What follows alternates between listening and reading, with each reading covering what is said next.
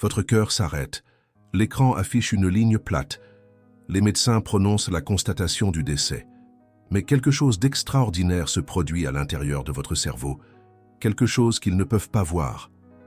Dans les 60 premières secondes après que votre cœur cesse de battre, votre cerveau ne s'éteint pas simplement comme une lumière. Il entre en éruption. Il explose d'activité. Et ce qui se passe pendant ces 60 secondes pourrait bien être l'expérience la plus importante de toute votre existence. Einstein l'avait compris. Sa physique l'avait prédit. Et la science moderne vient de confirmer ce qu'il savait depuis le début, en 2023.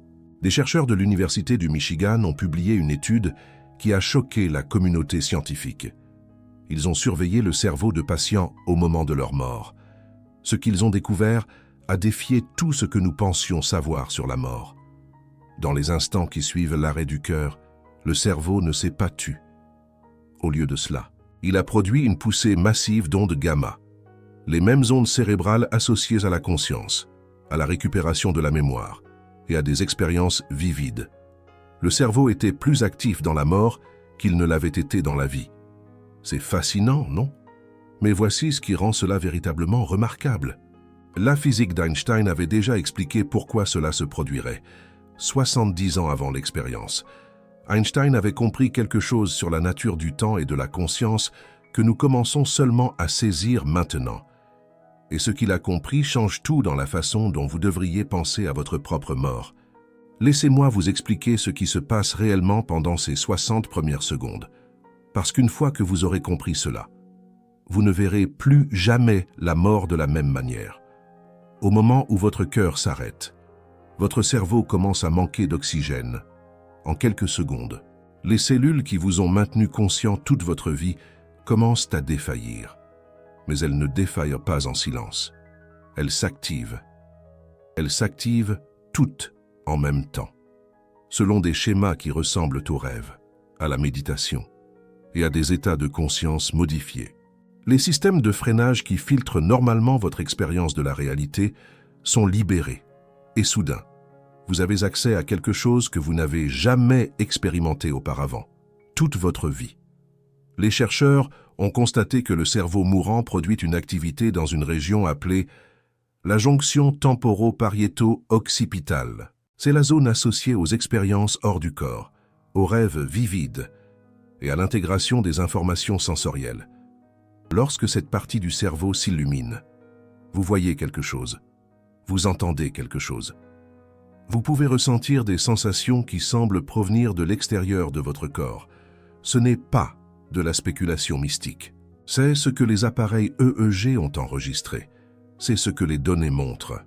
Dans les 60 premières secondes après la mort, votre cerveau crée une expérience. Et cette expérience semble impliquer vos souvenirs, votre conscience, et quelque chose qui ressemble de manière remarquable à une conscience. Mais attendez, parce que la contribution d'Einstein à cette compréhension va bien plus loin que la plupart des gens ne le réalisent. La théorie de la relativité d'Einstein a révélé quelque chose de profond sur la nature du temps. Nous vivons le temps comme un fleuve, coulant du passé au présent vers le futur. Nous avons l'impression d'être emportés par ce fleuve vers une fin inévitable appelée la mort. Mais Einstein a prouvé que cette expérience est une illusion. Le temps ne coule pas. Tous les moments existent simultanément dans ce que les physiciens appellent l'espace-temps. En 1955, quelques semaines seulement avant sa propre mort, Einstein a écrit une lettre à la famille de son ami de toujours, Michel Bessot, qui venait de décéder. Dans cette lettre, Einstein a dit quelque chose qui hante les philosophes et les scientifiques depuis lors. Il a écrit « Maintenant ». Il a quitté ce monde étrange un peu avant moi. Cela ne signifie rien. Pour ceux d'entre nous qui croient en la physique, la distinction entre le passé, le présent et le futur n'est qu'une illusion obstinément persistante. La distinction entre le passé, le présent et le futur n'est qu'une illusion obstinément persistante. Einstein ne parlait pas métaphoriquement. Il décrivait ce que ses équations avaient été prouvées, dans les mathématiques de la relativité. Il n'y a pas de moment spécial appelé maintenant. Il n'y a pas d'instant privilégié que nous puissions désigner et dire « ceci est réel » alors que le passé et le futur ne le sont pas. Tous les moments existent. Votre naissance existe. Votre mort existe. Et chaque moment entre les deux existe éternellement dans la structure de l'espace-temps. Ceci est appelé l'univers bloc. Imaginez tout le temps, du Big Bang à la fin du cosmos, comme un seul bloc gelé. Chaque événement qui s'est déjà produit ou qui se produira est déjà là, gravé dans la géométrie de la réalité. Nous ne vivons pas tout le bloc parce que notre conscience se déplace à travers lui, moment par moment, comme un projecteur éclairant une image à la fois. Mais les autres images ne disparaissent pas. Elles continuent d'exister. Elles existeront toujours, maintenant. Pensez à ce que cela signifie pour la mort. Si Einstein avait raison, la mort n'est pas la destruction de votre existence. Ce n'est pas votre fin. C'est simplement le bord de la région de l'espace-temps que votre conscience illumine. Au-delà de ce bord, le projecteur cesse d'avancer, mais tout ce qu'il a déjà illuminé demeure. Votre vie, vos pensées, vos expériences sont toutes permanentement réelles dans la structure de l'univers. C'est ce qu'Einstein croyait. C'est ce à quoi il pensait à l'approche de sa propre mort. Et c'est ce qui rend la recherche sur le cerveau mourant si extraordinaire. Parce que voici le lien dont personne ne parle. Si l'univers bloc est réel, alors les 60 secondes après l'arrêt de votre cœur ne sont pas seulement les 60 dernières secondes de votre cerveau. Elles sont éternelles. Elles existent pour toujours dans le tissu de l'espace-temps. Tout ce que vous expérimentez dans ces moments est permanentement inscrit dans la réalité elle-même. Les chercheurs ont constaté que les cerveaux mourants produisent souvent une activité associée à la récupération de la mémoire. Le cerveau semble passer en revue ses expériences stockées. Les personnes qui ont été réanimées après une mort clinique rapportent avoir vu leur vie défiler devant leurs yeux. Elles décrivent des souvenirs vivides, des retrouvailles émotionnelles avec des êtres chers décédés, et un profond sentiment de connexion à quelque chose de plus grand qu'elles-mêmes. Si l'univers bloc est réel, alors cette expérience n'est pas une hallucination de mourant, c'est une véritable rencontre avec la structure éternelle de votre propre existence. Votre cerveau, dans ces derniers instants, peut accéder au bloc d'espace-temps qui contient toute votre vie. Il peut expérimenter ce que la physique d'Einstein nous dit être déjà là. C'est là que cela devient vraiment profond. Les chercheurs ont également trouvé quelque chose d'inattendu chez certains patients. L'activité cérébrale pendant la mort a montré des schémas de connectivité qui sont normalement associés à la perception consciente. Les différentes régions du cerveau communiquaient entre elles. L'information était intégrée. Les signatures de la conscience étaient présentes. Une théorie suggère que le cerveau, dans ces derniers moments, lance une recherche interne de survie. Il plonge profondément dans la mémoire, à la recherche de buts non résolus, de raisons de continuer à vivre. Certaines personnes ayant vécu des expériences de mort imminente rapportent avoir entendu des messages leur disant que leur heure n'était pas encore venue. Elles décrivent des rencontres avec des proches décédés qui les renvoient, que ces expériences reflètent quelque chose de réel ou qu'elles soient simplement le dernier acte créatif du cerveau. Elles partagent un point commun avec la compréhension de la réalité qu'avait Einstein. Elles transcendent la notion ordinaire du temps.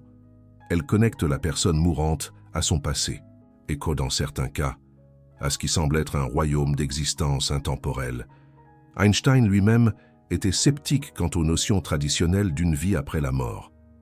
Il a écrit qu'il ne pouvait concevoir ni un Dieu qui récompense et punit, ni un individu qui survit à la mort physique. Il qualifiait de telles croyances de pures illusions. Mais sa physique raconte une histoire différente. Sa physique dit que votre existence n'est pas confinée au moment présent. Votre existence s'étend à travers le temps, permanemment ancrée dans la géométrie de la réalité. Ce n'est pas l'immortalité personnelle de la tradition religieuse. Il n'y a pas de paradis où vous serez réunis avec vos proches. Il n'y a pas d'enfer où les pécheurs sont punis. Mais il y a quelque chose. Il y a la réalité éternelle de votre vie, figée dans la structure de l'espace-temps, pour ne jamais être effacée, pour ne jamais être oubliée, pour ne jamais cesser d'exister. Et les 60 premières secondes après l'arrêt de votre cœur pourraient bien être le moment où vous apercevrez enfin cette vérité. Laissez-moi vous dire ce que les chercheurs ont réellement observé. Ils ont surveillé 4 patients comateux lors du retrait de leur respirateur et de leur décès. 2 des 4 patients ont montré une augmentation remarquable de l'activité cérébrale après l'arrêt de leur cœur. Les ondes gamma, les ondes cérébrales les plus rapides et celles le plus associées à la conscience, ont connu un pic spectaculaire. Cette activité était concentrée dans la zone chaude postérieure, la région du cerveau la plus étroitement liée à l'expérience consciente. L'activité a duré environ 30 secondes. 30 secondes d'intense activité neuronale après la mort clinique. 30 secondes de ce qui semblait être une expérience consciente après que le cœur ait cessé de pomper le sang vers le cerveau. Qu'est-ce que ces patients vivaient? Nous ne pouvons pas le savoir avec certitude, car ils n'ont pas survécu pour nous le dire. Mais les schémas d'activité cérébrale suggèrent quelque chose d'extraordinaire. Les mêmes régions qui s'illuminent pendant les rêves et la méditation étaient actives. Les mêmes schémas observés chez les personnes ayant des expériences mystiques étaient présents. Quoi qu'il se passait à l'intérieur de ces cerveaux mourants, ce n'était pas rien. Einstein n'aurait pas été surpris par ces découvertes. Sa physique avait toujours suggéré que la conscience et le temps sont plus intimement liés que nous ne le réalisons. L'univers bloc implique que notre sensation de progresser dans le temps est une caractéristique de la conscience, et non une caractéristique de la réalité elle-même. Dans la mort, lorsque la conscience change, notre relation au temps peut également changer. Il existe une théorie en physique appelée éternalisme. Elle soutient que tous les points dans le temps sont également réels. Le passé n'est pas parti, le futur n'est pas encore à venir. Les deux existent maintenant. De la même manière que des lieux éloignés existent même lorsque nous ne sommes pas là. Nous ne pouvons pas visiter Paris en fermant les yeux, mais Paris ne cesse pas d'exister. De même, nous ne pouvons pas revivre notre enfance en le souhaitant. Mais notre enfance ne cesse pas d'exister. Elle est là, dans l'espace-temps, pour toujours. Si l'éternalisme est vrai, alors la mort n'est pas une annihilation. C'est plutôt un changement de perspective. Votre conscience cesse d'avancer à travers le bloc du temps. Mais le bloc lui-même demeure. Chaque moment de joie, chaque moment d'amour, chaque moment de sens que vous avez jamais vécu continue d'exister. Il existera toujours. Il a toujours existé. C'est ce qu'Einstein essayait de communiquer à la famille endeuillée de Michel Bessot. Votre proche n'est pas parti. Il a simplement quitté ce monde étrange un peu avant nous. Mais sa vie demeure, éternellement inscrite dans la structure de la réalité, maintenant. Voici où la recherche sur les 60 secondes devient vraiment significative. Certains chercheurs pensent que la poussée d'activité cérébrale chez les patients mourants représente la tentative du cerveau de donner un sens à ce qui se passe. Le cerveau est inondé d'informations alors que ses filtres normaux se désactivent. Les souvenirs, les sensations et les pensées qui étaient auparavant inconscients deviennent soudainement disponibles. La personne mourante peut vivre toute sa vie dans un instant comprimé. Mais il existe une autre interprétation. Et si le cerveau mourant n'hallucinait pas ses souvenirs? Et s'il y accédait réellement? Dans l'univers bloc, vos souvenirs ne sont pas stockés dans vos neurones. Ils existent en tant qu'événements dans l'espace-temps. Vos neurones sont simplement le mécanisme par lequel votre conscience navigue vers ces événements. Dans la mort, lorsque les mécanismes normaux tombent en panne, peut-être que la conscience trouve une manière différente d'accéder à ce qui a toujours été là. Cela expliquerait pourquoi les expériences de mort imminente semblent plus réelles que la vie ordinaire à ceux qui les vivent. Cela expliquerait pourquoi les gens reviennent de la mort clinique avec la profonde conviction qu'ils ont entrevu quelque chose de vrai. Ils ne fantasment pas. Ils voient la réalité d'une perspective qui est normalement cachée aux vivants. Einstein a passé les 30 dernières années de sa vie à chercher une théorie du champ unifié. Il voulait trouver l'équation qui expliquerait toute la physique dans un seul cadre. Il est mort sans achever ce travail. Mais les idées qu'il a obtenues pointent vers quelque chose de remarquable à propos de la relation entre la conscience et le cosmos. Einstein croyait que l'univers est compréhensible. Il croyait que les esprits humains évoluer sur une petite planète pour chasser et cueillir, sont néanmoins capables de comprendre les lois mathématiques qui régissent les galaxies.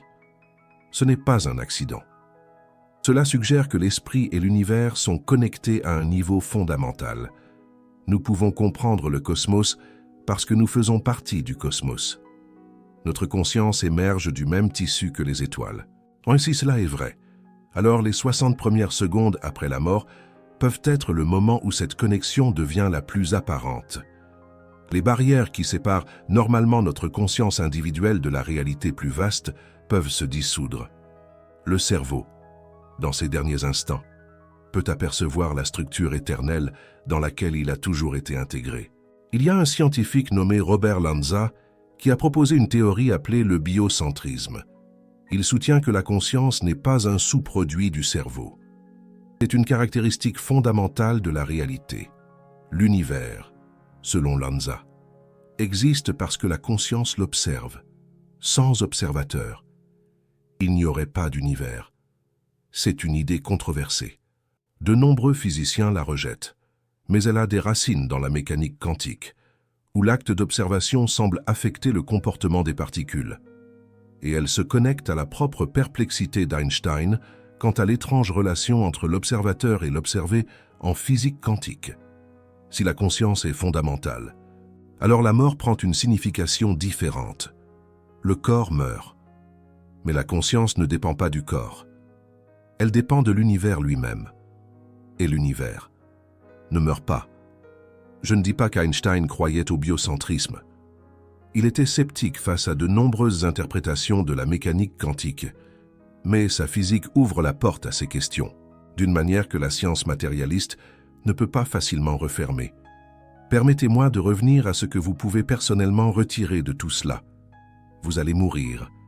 Tout le monde que vous aimez va mourir. C'est le fait central de l'existence humaine, la seule vérité qu'aucune technologie ou médecine ne peut finalement surmonter. Mais la façon dont vous pensez à la mort, c'est compte. Elle affecte la façon dont vous vivez. Elle affecte ce que vous craignez et ce que vous espérez. Si la mort est une simple annihilation, la fin de la conscience et l'effacement de tout ce que vous avez été, alors la réponse appropriée pourrait être le désespoir. Pourquoi quoi que ce soit importerait-il? Si tout sera effacé, pourquoi aimer? Si l'amour sera perdu, pourquoi créer? Si la création sera détruite? Mais si Einstein avait raison, si l'univers bloc est réel, alors rien n'est jamais vraiment perdu. Votre vie n'est pas une rivière qui se jette dans l'océan et disparaît. Votre vie est une sculpture, taillée dans la structure éternelle de l'espace-temps. Elle existera toujours. Elle a toujours existé. La mort n'est pas la destruction de la sculpture. C'est simplement le bord, au-delà duquel nous ne pouvons pas actuellement voir. Et ces 60 secondes après l'arrêt de votre cœur pourraient bien être le moment où vous voyez enfin l'ensemble du tableau. Les chercheurs ont découvert que le cerveau, au moment de la mort, semble intégrer des informations provenant de toute son histoire. Les ondes gamma qui déferlent sur le cerveau mourant sont les mêmes ondes associées au rassemblement de différents éléments d'expérience en un tout unifié. Dans la vie, c'est ainsi que nous formons des souvenirs. Comment nous donnons un sens à nos expériences? Comment nous construisons le récit de qui nous sommes? Dans la mort, ce processus peut s'accélérer et s'étendre. Les systèmes de freinage qui limitent normalement notre accès à nos propres souvenirs sont relâchés. Les filtres qui nous empêchent d'être submergés par les informations sensorielles sont supprimés. Pendant 60 secondes, vous pouvez avoir accès à tout ce que vous avez jamais vécu, tout à la fois, dans un seul moment d'intégration totale. C'est ce que certaines personnes appellent la revue de vie. C'est l'un des éléments les plus fréquemment rapportés, des expériences de mort imminente. Les gens décrivent voir leur vie entière se dérouler devant eux, non pas comme une séquence d'événements, mais comme un tout simultané. Ils voient comment leurs actions ont affecté les autres. Ils comprennent des schémas qu'ils n'avaient jamais reconnus auparavant. Ils vivent leur vie d'une perspective qui transcende le temps ordinaire. Si l'univers bloc est réel, alors la revue de vie n'est pas un fantasme, C'est un aperçu de ce qu'est réellement votre vie, vu de l'extérieur des contraintes normales de la conscience séquentielle. Pendant 60 secondes, vous pouvez devenir ce qu'Einstein a décrit. Quelqu'un qui croit en la physique. Quelqu'un qui sait que la distinction entre le passé, le présent et le futur n'est qu'une illusion obstinément persistante. Maintenant, je dois aborder quelque chose que les sceptiques soulèveront immédiatement. Les chercheurs qui ont étudié les cerveaux mourants prennent soin de noter que nous ne pouvons pas savoir ce que ces patients ont réellement vécu. Ils n'ont pas survécu pour nous le dire. L'activité cérébrale pourrait être un déclenchement de signaux sans signification. L'équivalent neuronal d'un ordinateur qui plante, ce n'est pas parce qu'il y a de l'activité, qu'il y a une expérience. C'est une objection juste. La science exige de la prudence. Mais considérez ceci. L'activité n'était pas aléatoire, elle était organisée. Elle montrait des schémas de connectivité entre les régions du cerveau, que nous associons à la conscience. Elle était concentrée dans les zones qui produisent l'expérience subjective. Et elle ressemblait aux états cérébraux des personnes qui sont éveillées, alertes et percevant le monde. De plus, nous avons des témoignages de personnes qui étaient cliniquement mortes, puis réanimées.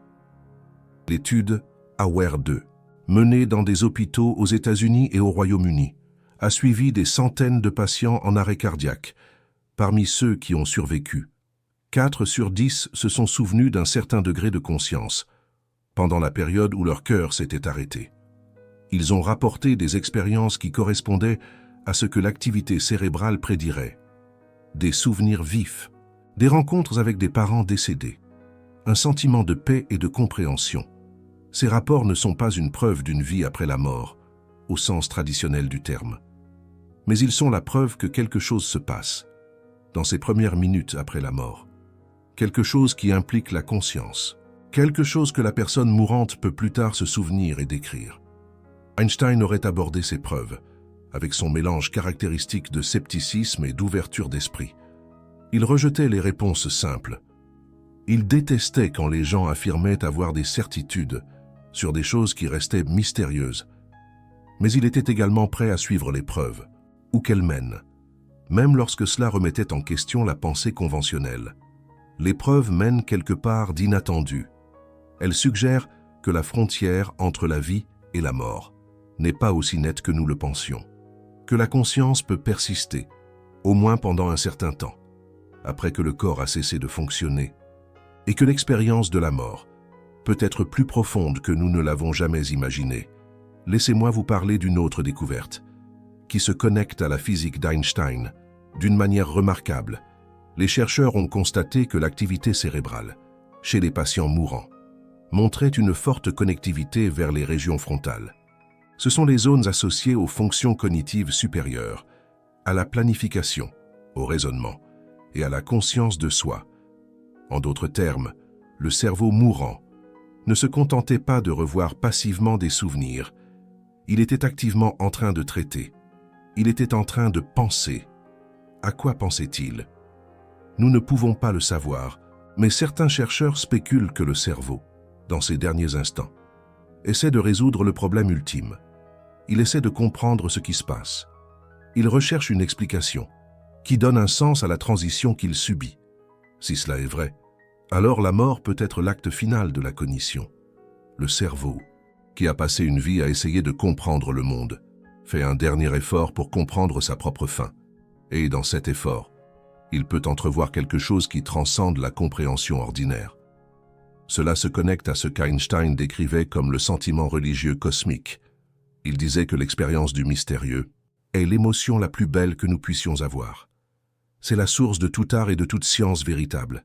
C'est le sentiment de se tenir devant quelque chose de vaste et d'incompréhensible, et de ressentir de la crainte plutôt que de la peur. Le cerveau mourant, inondé d'ondes gamma et libéré de ses contraintes normales, peut vivre ce sentiment cosmique sous sa forme la plus pure. Pendant 60 secondes, il peut se tenir au bord du plus grand mystère de tous et ressentir non pas la terreur, mais l'émerveillement, non pas le désespoir, mais la compréhension. Voilà ce que je pense. Einstein voudrait que nous retirions de tout cela pas une certitude sur ce qui se passe après la mort. Il était assez honnête pour admettre qu'il ne le savait pas. Mais une relation transformée au mystère lui-même. Une ouverture à la possibilité que la mort ne soit pas la fin du sens, mais son apogée, que ces 60 secondes, les dernières de votre cerveau, soient peut-être les 60 secondes les plus significatives de toute votre existence. Si vous regardez cette vidéo, c'est parce que ces questions vous taraudent. Vous n'êtes pas satisfait des réponses faciles. Vous voulez comprendre la réalité à son niveau le plus profond, même lorsque cette réalité est inconfortable ou étrange. Si vous avez senti quelque chose changer dans votre compréhension en regardant ceci, sachez que ce type de contenu exige des recherches approfondies. Chaque affirmation que j'ai faite sur Einstein est documentée. Chaque découverte concernant le cerveau mourant provient d'études scientifiques évaluées par des pairs. Je ne spécule pas sans preuve. Je révèle ce que la recherche montre réellement, même lorsque cela remet en question nos hypothèses. Lorsque vous cliquez sur le bouton « Super Thanks » sous cette vidéo, vous soutenez ce type de travail soigné. Vous affirmez que la vérité compte plus que le confort, que les questions les plus difficiles méritent des réponses honnêtes. Chaque Super Thanks me permet de consacrer plus de temps à la recherche et moins de temps à m'inquiéter de ce que l'algorithme veut. C'est une déclaration directe que vous valorisez la substance plus que le spectacle, mais que vous souteniez cette chaîne ou non. Je veux que vous repartiez avec quelque chose de pratique, quelque chose que vous puissiez utiliser. Einstein a abordé sa propre mort avec un calme remarquable. Lorsqu'il a été conduit d'urgence à l'hôpital avec un anévrisme rompu, les médecins ont proposé d'opérer. Ils pouvaient essayer de lui sauver la vie. Et Einstein a refusé. Il a dit « Je veux partir quand je veux. Il est de mauvais goût de prolonger artificiellement la vie. J'ai fait ma part. Il est temps d'y aller. Je le ferai avec élégance. » Il n'a pas passé ses dernières heures dans la peur ou le regret. Il les a passées à travailler sur des équations. Il les a passées à essayer de comprendre. Il a rencontré la mort de la même manière qu'il avait rencontré la vie, avec curiosité, courage et un engagement inébranlable envers la vérité. Que signifierait vivre votre vie de manière à pouvoir faire face à la mort de cette façon? Ne pas s'accrocher à chaque instant supplémentaire, ne pas être terrifié par l'inévitable, mais l'accepter comme faisant partie de l'ordre cosmique. Comprendre que votre vie n'est pas une bougie que l'on éteint, mais une caractéristique permanente de la structure éternelle de la réalité. Les 60 premières secondes après l'arrêt de votre cœur arriveront. C'est certain. Mais la physique d'Einstein suggère que ces secondes ne sont pas une fin. Elles sont une transformation. Elles sont le moment où votre conscience, libérée de ses contraintes habituelles, peut enfin entrevoir ce dans quoi elle a toujours été imbriquée, l'univers bloc, la structure éternelle de l'espace-temps, la réalité permanente de chaque instant que vous avez jamais vécu. Et la recherche suggère que, pendant ces 60 secondes, votre cerveau fera quelque chose d'extraordinaire. Il intégrera. Il se souviendra. Il expérimentera la réalité d'une manière qui transcende la perception ordinaire. Que verrez-vous? Que comprendrez-vous? Que ressentirez-vous lorsque votre cerveau fera sa dernière poussée d'activité? Personne ne peut vous le dire avec certitude. Mais la physique d'Einstein nous donne un cadre pour y réfléchir. Et la recherche sur les cerveaux mourants nous donne la preuve que quelque chose de profond se produit. Quelque chose qui mérite notre attention et notre émerveillement. Maintenant, je veux vous entendre. D'après ce que vous avez appris dans cette vidéo, que pensez-vous qu'il se passe pendant ces 60 premières secondes après la mort? Croyez-vous à l'univers bloc?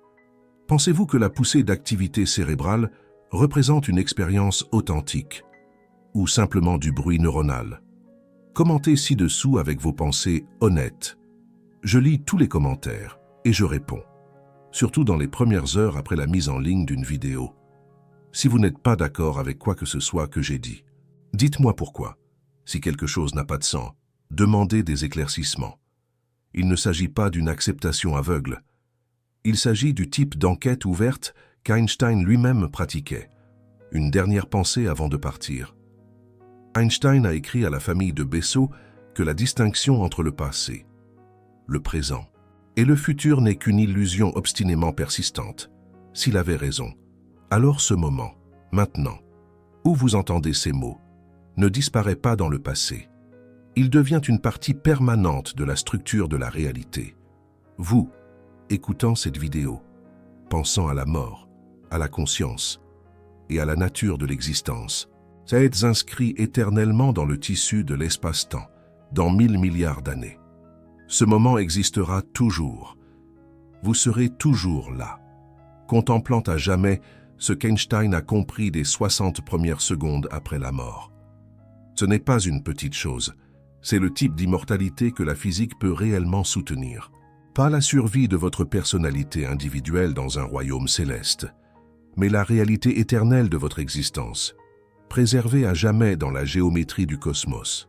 Les 60 premières secondes après l'arrêt de votre cœur pourraient être le moment où vous comprendrez enfin cela, lorsque les filtres tomberont et que les systèmes de freinage se relâcheront, et que votre conscience s'étendra pour entrevoir ce dont elle a toujours fait partie. D'ici là, vivez comme si chaque instant comptait, parce que, selon la physique d'Einstein, chaque instant compte, chaque instant est éternel, chaque instant est permanentement réel, y compris celui-ci. Utilisez-le sapiemment.